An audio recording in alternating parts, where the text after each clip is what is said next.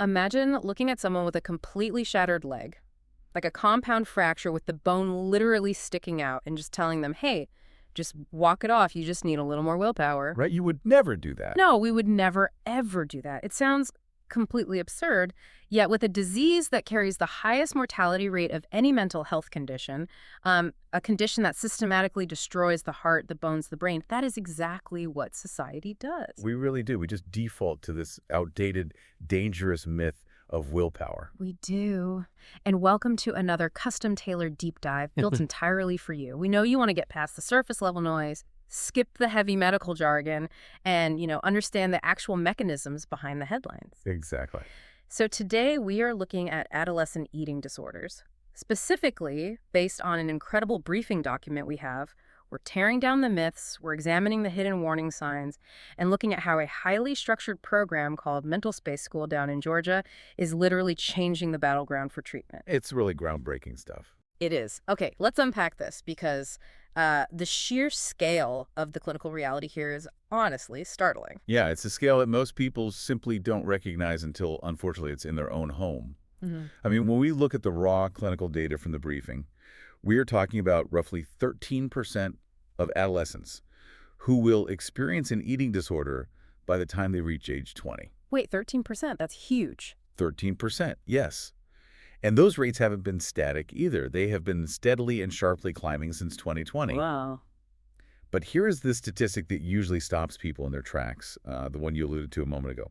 Eating disorders have the highest mortality rate of any mental health condition, period. And what does that actually look like in numbers? Well, if we look specifically at anorexia nervosa, the mortality rate sits at a staggering 5 to 10%. 5 to 10%. I mean, that is a heavy reality for a mental health condition. It really is. And yet the public perception just doesn't seem to match that severity at all, right? No, not at all.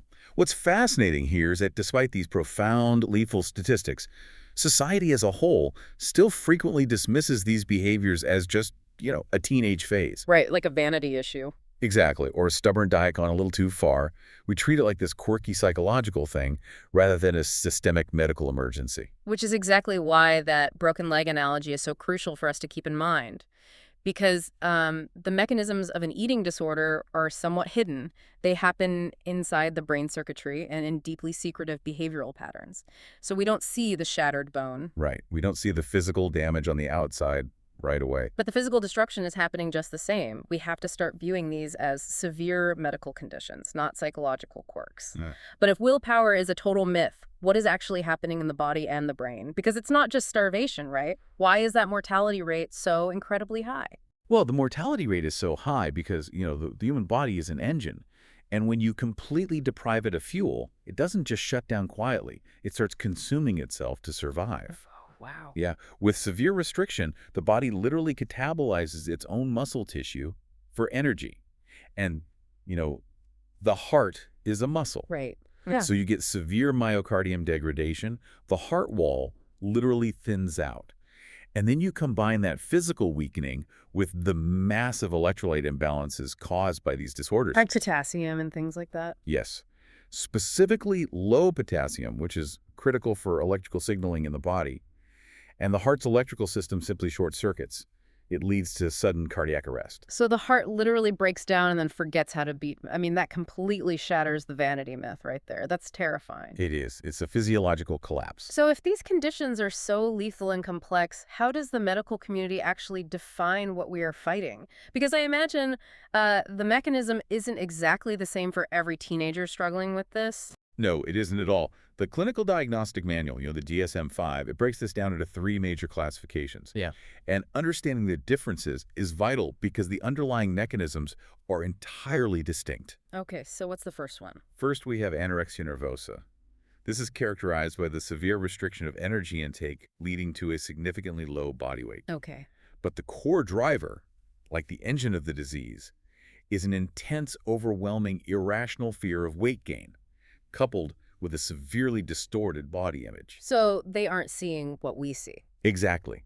The visual cortex and the brain's spatial awareness are essentially lying to the patient. They genuinely feel, experience, and see themselves as large, even when they are physically emaciated to the point of organ failure. Man, So their perception is just completely divorced from the physical reality in the mirror. The brain is basically overlaying a false image over reality. That's a great way to put it, yes.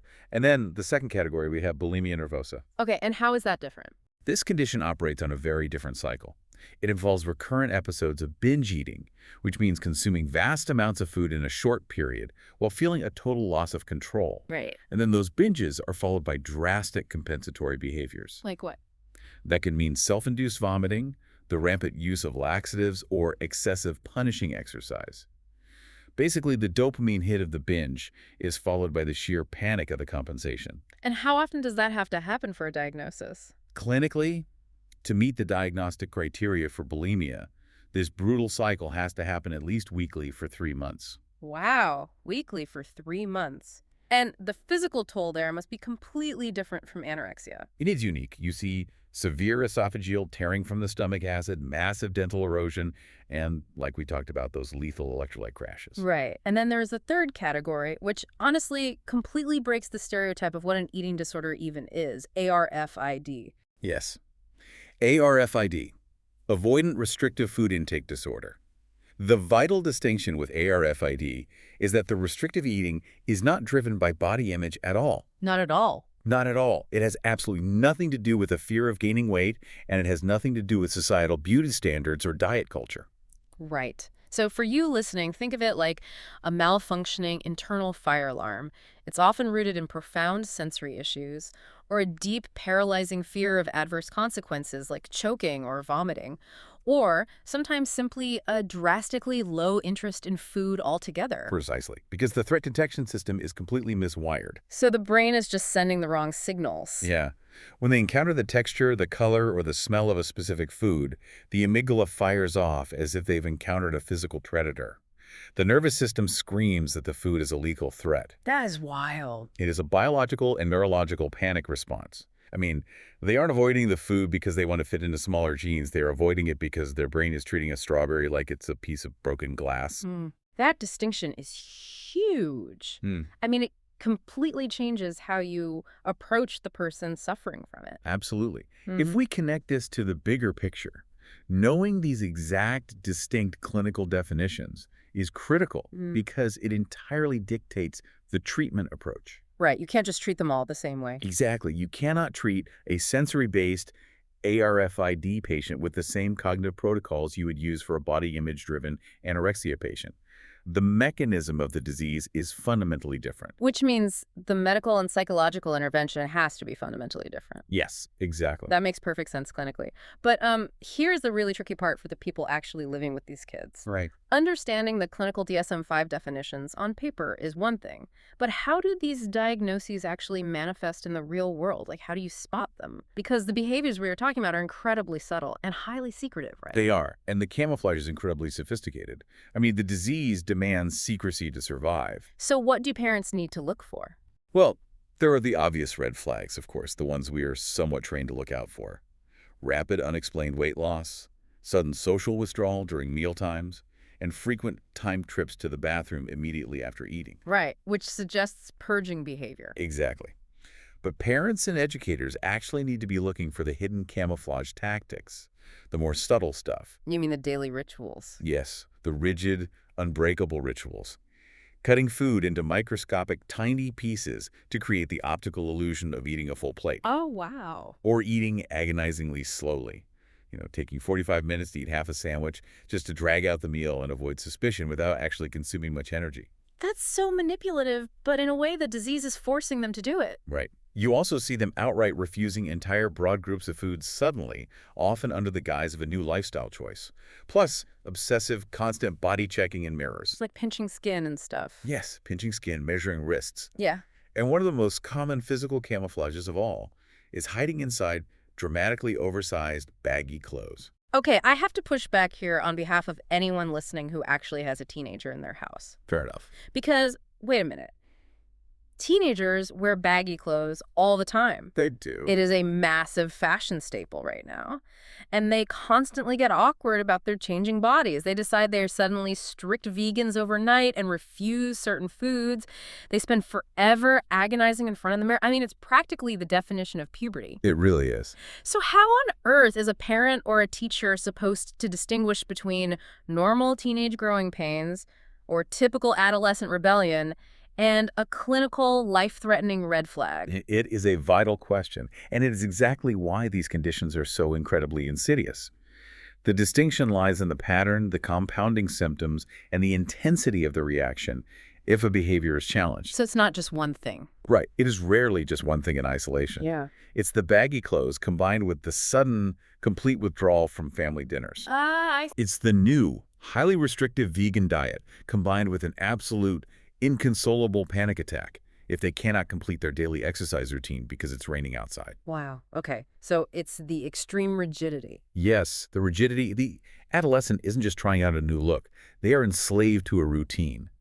And the most chilling reality from our briefing is that many teenagers successfully hide these eating disorder behaviors for months before their parents or teachers ever notice the pattern. Months. An actively starving brain hiding in plain sight for months. Yes, because the disease is highly motivated to protect itself. The teenager will lie, manipulate, and deflect to keep the disorder safe. So how do doctors even catch it? That is why medical professionals rely on specific, validated screening tools rather than just casual observation. Tools like the Eskioff questionnaire and the EDEQ. Are those available to schools and pediatricians? Yes, they are. They're designed to measure the actual psychological distress and the cognitive distortions beneath the surface, piercing through that teenage camouflage to get a true baseline of risk. Okay, so let's say the camouflage is finally broken. A parent or a teacher spots the cluster of red flags, they run a screening tool, and the alarm bells definitively go off. The clock is now ticking. Ticking very fast, yes. How do we actually intervene before the physical damage to their body, like the bone density loss and the cardiac weakening, becomes permanent?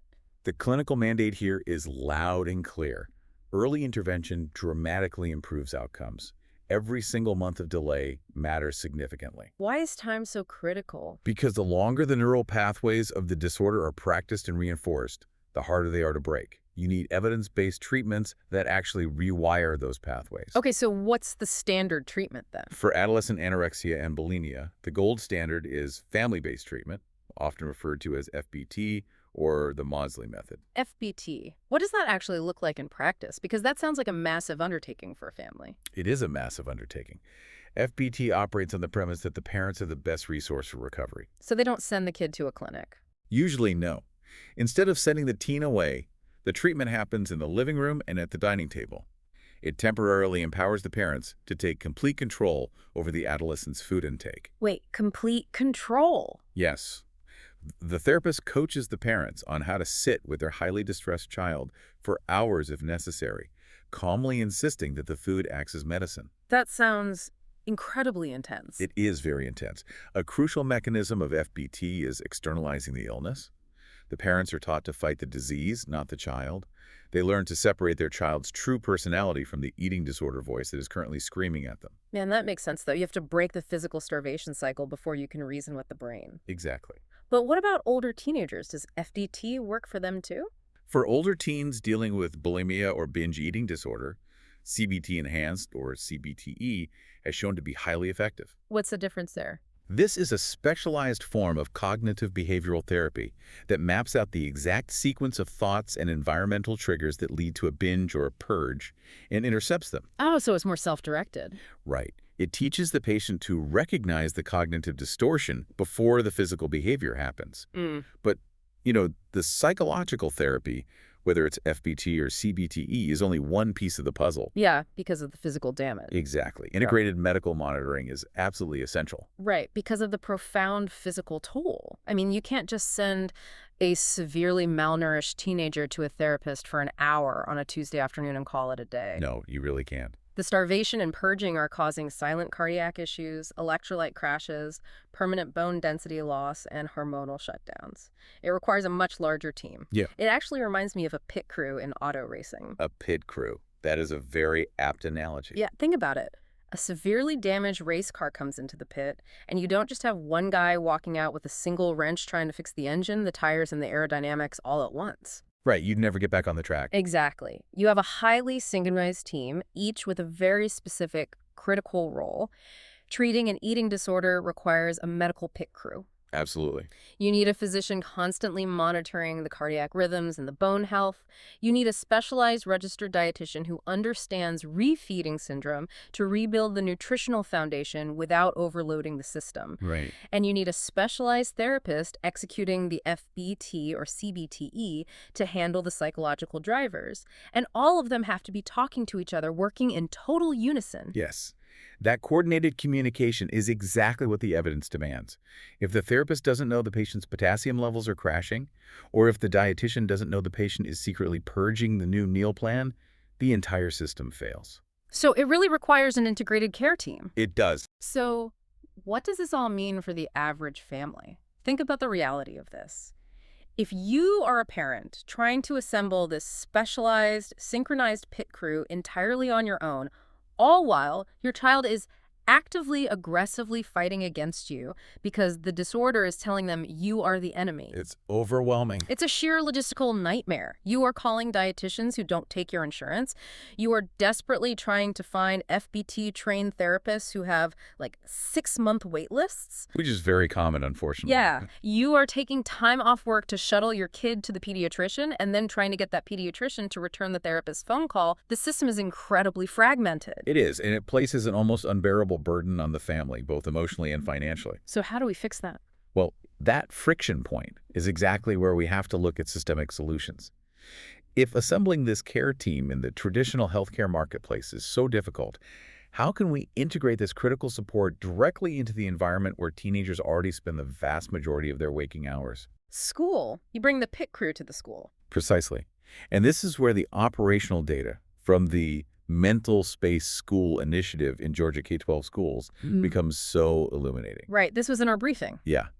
It is designed as a direct, real-world solution to that exact logistical nightmare. They provide K-12 mental health support, including highly specialized care, integrated right into the school's infrastructure. So instead of a parent pulling their kid out of math class, driving them 45 minutes across town to a clinic, and, advertising to the whole school that something is wrong, what does this actually look like on the ground? It looks like seamless, same-day teletherapy. A student can go to a private, designated room in the school nurse's office or counseling center, log on to a secure terminal, and have a session with a specialized therapist. That's incredible. Just right there in the building? Right there. MentalSpace has dedicated therapist teams assigned to specific school districts, meaning they are ready to handle immediate crisis intervention, suicide prevention, and ongoing therapy without the student ever having to leave the building. Wow. But this raises an important question regarding the reality of healthcare. What about accessibility and equity? Right. A phenomenal integrated program means absolutely nothing if families cannot afford to access it. Yeah, because specialized eating disorder treatment is notoriously one of the most expensive areas of mental health care. Out-of-pocket costs can literally bankrupt a family. Exactly.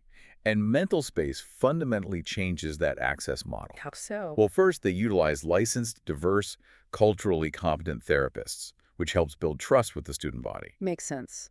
But crucially, they accept almost every major commercial insurance. Yeah. Your Aetnas, your Blue Crosses, Cigna, UHC, Humana, Peach State, CareSource, and Amerigroup. Okay, so they covered the major ones. Yes, they have built the infrastructure to bill directly. And for patients who are on Medicaid, the out-of-pocket cost for this specialized care drops to exactly $0. $0. $0. That completely removes the massive financial barrier to entry for assembling that pit crew. I mean, the parent doesn't have to choose between paying rent and getting their child therapy. Exactly. But the ultimate question is always about the data. How effective is this school-integrated model? Does shifting the care into the educational environment actually yield clinical results? The hard outcomes are incredibly strong. By removing the friction of travel and scheduling, they see immense engagement. They report an 89% improvement in student attendance among those treated because the anxiety and school avoidance behaviors drop. Wow, 89%. Yeah. They also track a 92% reduction in generalized anxiety. That's huge. And they have an 85% family satisfaction rate, precisely because that logistical burden you mentioned has been lifted off the parents' shoulders. And what about the schools themselves? Do they benefit? Absolutely. For the school districts themselves, integrating a robust system like MentalSpace provides crucial support for upcoming legislative mandates, like Georgia's HB 268 compliance deadline coming up in July 2026, which requires comprehensive mental health protocols in school. So it's a win-win for the administration, too. Right. And to your pit crew point, MentalSpace doesn't just do the therapy in a vacuum. Oh, they coordinate. Yes, they actively coordinate directly with adolescent medicine providers, registered dietitians, and those FBT-trained therapists across Georgia. They act as the central communication hub for that integrated care. They are essentially the crew chief, making sure the dietitian and the doctor are reading the exact same telemetry data. Exactly. Which brings us to the core, actionable advice from the clinical data today. I want to speak directly to you, the listener. Yes, this is crucial. If you suspect an issue with your child or a student in your classroom, or even a niece or nephew, do not wait. Do not assume it is just a phase. No, please don't. Do not assume they will just grow out of it when puberty settles down. The data is unequivocally clear.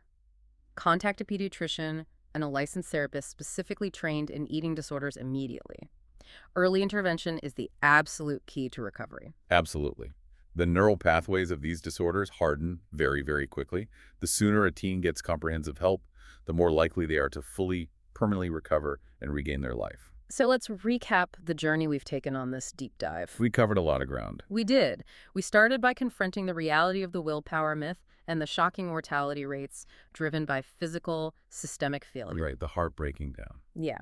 And then we defined the distinct DSM-5 categories, understanding the intense body-distorting fear driving anorexia, the destructive physical cycle of bulimia, and the neurological, sensory-based reality of ARFID. The miswired fire alarm. Exactly. We learned how to spot the hidden camouflage, the rigid rituals, the microscopic food cutting, and the baggy clothes that can hide a starving brain for months. And we explored the urgent necessity of the pit crew approach. Yes, and how integrated school-based interventions like MentalSpace in Georgia are breaking down those massive financial and logistical barriers to get kids the life-saving help they need right where they already are. It really is a comprehensive look at a condition that actively thrives in the shadows. Yeah. Bringing it into the light, understanding the biological reality, the mechanisms, and the required logistics for treatment is the critical first step in fighting it. It really is. And before we go, I want to leave you with a final thought to mull over, something that builds on everything we've just discussed. Okay. We talked a lot about the camouflage, the baggy clothes, the slow eating, the hiding. The disease survives by masquerading as normal behavior. Right. But it makes you wonder, how many successful or high-achieving behaviors that society actively, loudly praises in young people? Oh, like extreme discipline. Yeah, exactly. Like extreme self-discipline, highly rigid daily routines, a sudden intense dedication to quote-unquote clean eating, or an unwavering commitment to daily punishing exercise. Are these actually the very camouflage hiding these life-threatening conditions? Wow. That's a sobering thought. Right.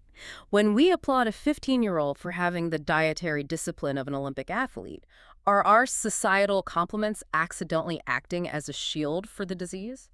Are we praising the very mechanism that is destroying their heart? That is a profound question.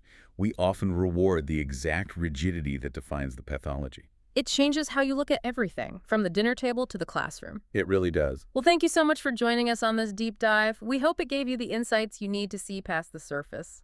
And as always, thank you for wanting to understand the why behind the world around us. Catch you next time.